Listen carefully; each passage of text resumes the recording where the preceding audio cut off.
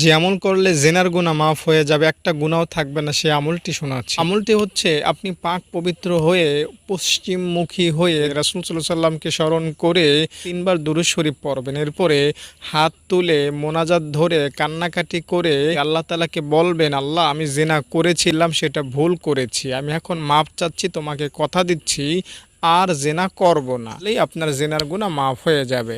এক বোন আমাকে প্রশ্ন করেছিলেন, হুজুর জেনার গুনাহ কি মাফ হবে? আমি তো জেনা করেছি। আমি তাকে আশ্বস্ত করেছি কোনো ব্যাপার না, এটা মাফ হয়ে যাবে। তিনি পাল্টা আমাকে একটা কথা বললেন যে অমুকের থেকে শুনেছিলাম যে জেনা করেছে অতীতে, তার নামাজ কালাম দোয়া দুরুদ আল্লাহ তাআলা কবুল করবেন না।